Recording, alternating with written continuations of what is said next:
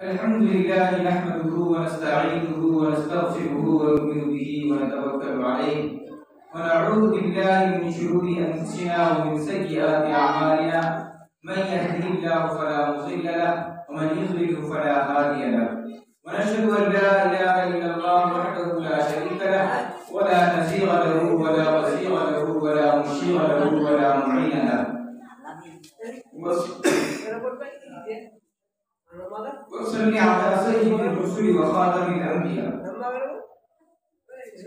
वक़ाल अल्लाहु तबारक व तआला फ़िल कलामिल मजीद वल फ़ुरक़ानिल हमीद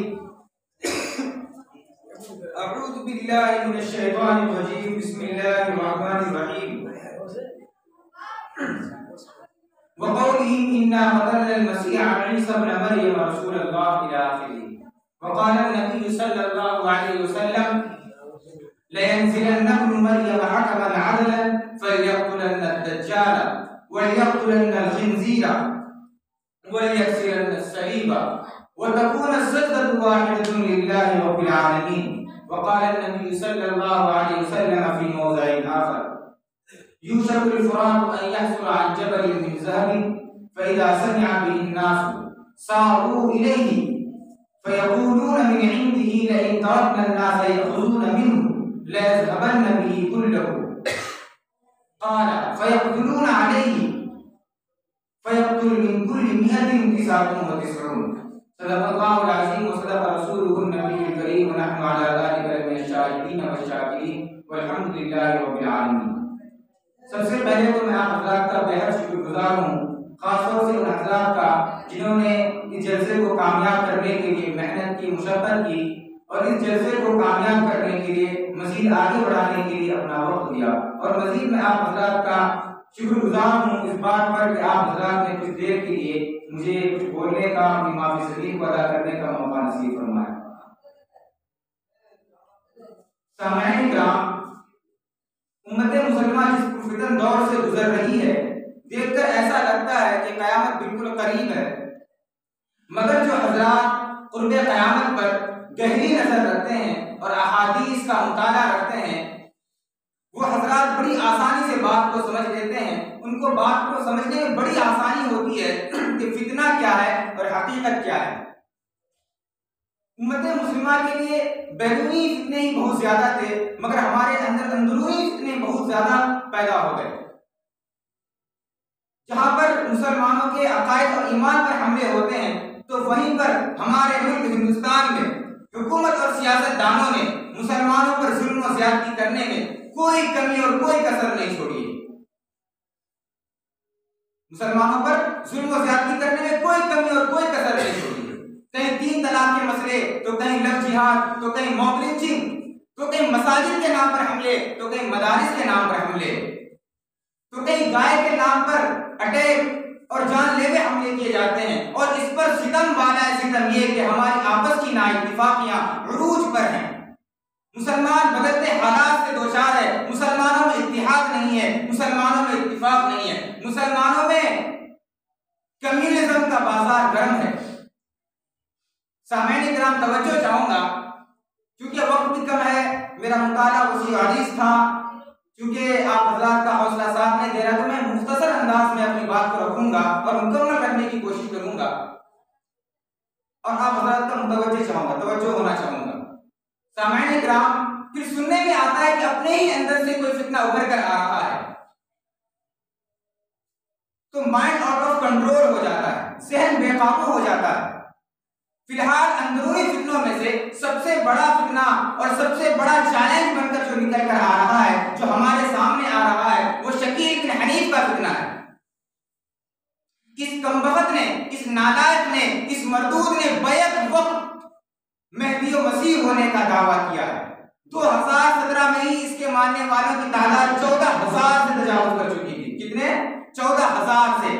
अब तो इसके मानने वाले की तादाद लाखों में बताई जाती है। ऐसा हो सकता है कि बहुत से लोगों ने इस नाम को पहली बार सुना होगा। मैं थोड़ी सी यहाँ वजाहत कर देना चाहूंगा कि ये कौन है, क्या करता है, क्या इसके मकासद हैं, क्या इसके डेस्टिनेशंस हैं, कि किस तरह का फितना इसने कौम में फैला रखा है और किस तरीके से लोगों को गुमराह करता है, और मजीद मैं ये बताऊंगा कि इससे कैसे बचा जाए। सामने किराम, शकील बिन हनीफ वो शक्ल है जिसने पहले तो मेहदी होने का दावा किया, फिर बाद में हजरत ईसा अलैहिस्सलाम के होने का भी दावा किया हुआ है। मैं इसको बताने की जरूरत इसलिए महसूस कर रहा हूं कि इसकी चपेट में पहले कम पढ़े लिखे इंसान, कमजोर अकीदे के इंसान इसकी चपेट में आ रहे हैं। अब मुझे इत्तिला ये आ रही है कि अच्छे खासे पढ़े लिखे लोग भी इसकी जद में आ रहे हैं। मैं थोड़ी सी यहाँ पर वजाहत कर देना चाहूंगा कि ये कौन है। शकील बिन हनीफ इसका नाम है पूरा। ये बिहार के दरभंगा जिला के कटिहार का रहने वाला है। इसकी पैदाइश इंतहाई गरीब घराने में हुई, और जब ये पैदा हुआ तो शुरू से ही माली हालात का शिकार रहा और कुछ अंग्रेजी तालीम हासिल की। मैं बिल्कुल मुख्तसर में बताने की कोशिश करूंगा इसकी हालात जिंदगी को, मुख्तसर में बताऊंगा। तो अंग्रेजी तालीम हासिल की और पैसे कमाने के गर्ज से दिल्ली चला गया और वहां जाकर तबलीगी जमात से वाबस्ता हुआ। और फिर जब इसके माली हालात मुस्तहकम हो गए और अच्छे हो गए तो इसने गुमान किया, यानी इसको एहसास हुआ कि मैं ही मेहदी हूं। तो इसने वहां पर जहन साजी शुरू की, वहां के लोगों को भटकाया और अपनी तरफ माइल किया और भोले भाले मुसलमानों को टारगेट किया, निशाना बनाया। फिर वहां के लोगों को इसकी इत्तला हुई तो वहां के लोगों ने नजरअंदाज कर दिया। फिर जब धीरे धीरे फैल गया, मशहूर हो गया, फिर वहां के लोगों को इत्तला हुई तो वहां के लोगों ने इसे पकड़ के खूब पीटा और वहां से निकाल दिया, शहर बदल कर दिया। और फिर से किसी दूसरे हिंदू के इलाके में जाकर बस गया और वहां पर फिर इसने ये शैतानी हरकत शुरू कर दी। फिर जब वहां के लोगों को इत्तला हुई कि हमारे मोहल्ले में, हमारे एरिया में इस तरह का नया फितना जन्म ले चुका है, तो वहां के लोग नरस उठे, घबरा गए कि हमारे माहौल में ऐसा क्या हो रहा है। उन्होंने आनंद फानंद एक मीटिंग बुलाई, एक मशवरा किया जिसको रमेश पार्क नामक जगह में मुनाकिद किया गया, जिसमें अइम्मा किराम, फुलहाए किराम, उलमा इज़ाम को बुलाया गया और इसमें बड़ी तादाद में नौजवान ने हिस्सा लिया और पूरी हिम्मत और हौसले के साथ हिस्सा लिया और इस मरदूद को निकाला, इसको ढूंढा, इसको तलाश किया और इसके पास गए कि तुमने जो हजरत मेहदी और हजरत मसीह होने का दावा किया, तुम्हारे पास सबूत क्या है, तुम्हारे पास दलाइल क्या है। तो जाहिर सी बात है ये तो न तो मेहदी है और न मसीह है, तो न इसके पास कोई सबूत होगी और न ही कोई दलील होगी, न कोई सबूत होगा न कोई दलील होगी। तो नहीं थे, तो आधी रात गुजर गई, इस मसले का हल नहीं हो सका, लोग परेशान हो गए। तो आखिरकार लोगों ने इसे वहां भी खूब मारा, खूब पीटा, वहां से भी शहर बदल कर दिया। मैं थोड़ी मेहदी तो मसीहत की तरफ आना चाहूंगा। मैं थोड़ी कुरान हदीस की रोशनी में आपको बताना चाहूंगा कि मेहदी और मसीह हकीकत में है क्या, और जो शकील जो इसने अपना दावा किया हुआ है, इसका ये दावा सही है गलत। इसका दावा तो सरासर गलत है। जनाब नबी करीम सल्लल्लाहु अलैहि वसल्लम जो हमारे नबी हैं वो आखिरी नबी हैं। हमारे नबी के बाद कोई नबी नहीं आएगा, हमारे रसूल के बाद कोई रसूल नहीं आएगा, हमारे पैगंबर के बाद कोई पैगंबर नहीं आएगा। हमारे नबी की तालीम सबसे आखिरी तालीम है, हमारे नबी की शरीयत आखिरी शरीयत है। इस शरीयत के बाद कोई शरीयत नहीं आएगी, इस किताब के बाद अब कोई किताब का नुज़ूल नहीं होगा, कुरान करीम के बाद अब किसी दूसरी कुरान का या किसी शरीयत का नुज़ूल नहीं होगा। यानी हजरत ईसा अलैहिस्सलाम के मुतालिक या हजरत मेहदी के मुतालिक हजरत जिब्रील अलैहिस्सलाम को पैगाम लेकर नाजिल नहीं होंगे। तो जनाब नबी करीम सल्लल्लाहु अलैहि वसल्लम का पैगाम जो इन दोनों हजरात के मुतालिक है वो आखिरी है, और हमारे नबी का पैगाम ये है हजरत ईसा अलैहिस्सलाम के मुतालिक कि हजरत ईसा नबीना अलैहिस्सलाम जिंदा आसमान पर उठा लेंगे। मैंने एक आयत पर बिल्कुल मुख्तसर में बयान करूंगा। वक़ौली इन्ना क़तलना मसीह ईसा इब्न मरियम रसूलल्लाह, कि यहूद ने जो दावा किया कि हमने ईसा मसीह को कत्ल कर दिया जो कि अल्लाह के रसूल हैं, तो मजीद अल्लाह रब्बुल इज्जत आगे तहदीद कर रहा है कि तुम नहीं कत्ल कर सकते, तुमने उनको सूली पर नहीं चढ़ाया, बल्कि हमने तुम पर उनकी शक्ल को मुश्तबह कर दिया।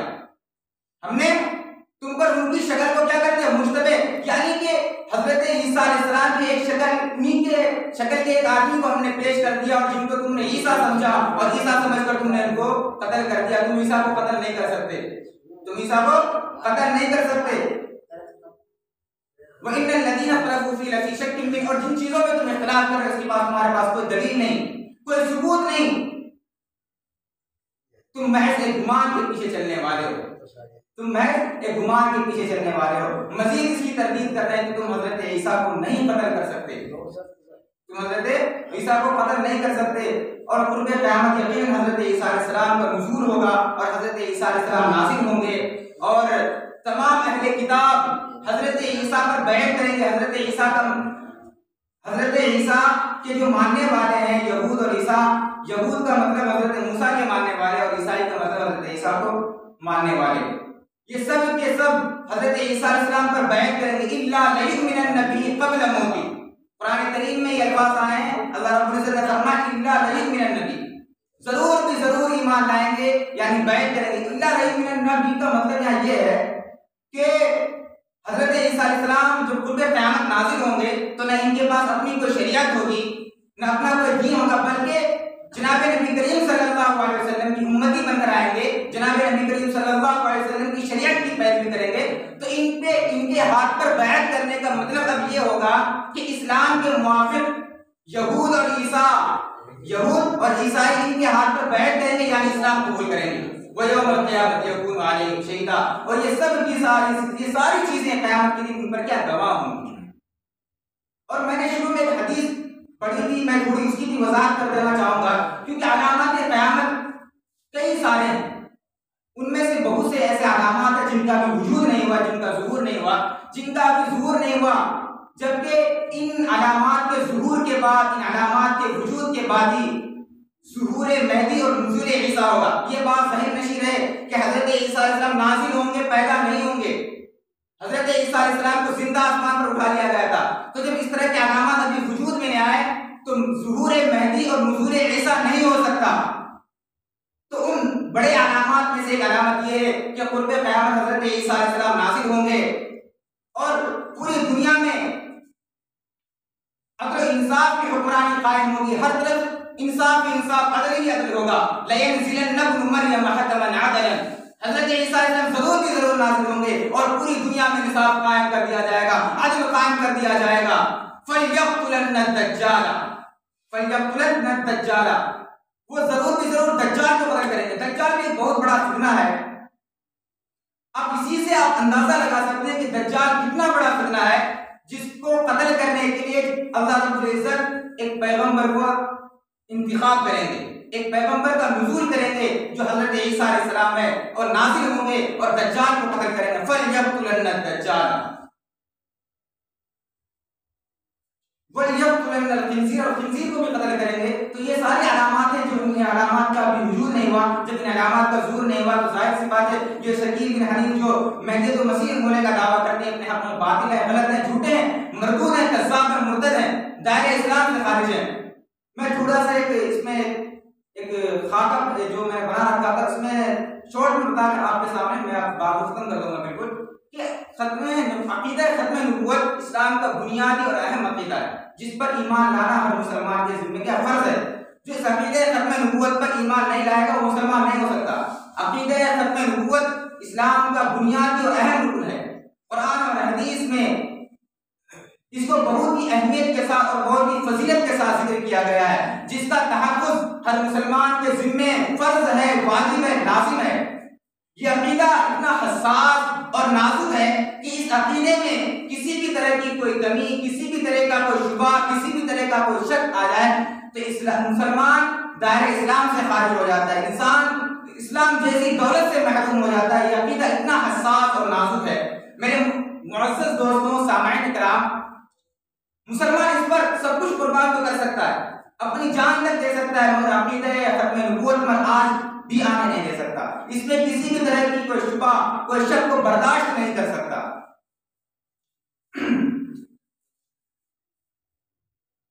तो ये अकीदा इतना अहम और इतना नाजुक है और जिसमें हमेशा से दुश्मनान इस्लाम इस अकीदे को कमजोर करने की नाकाम कोशिश करते रहे और हमेशा उन्हें नाकामी का सामना करना पड़ा।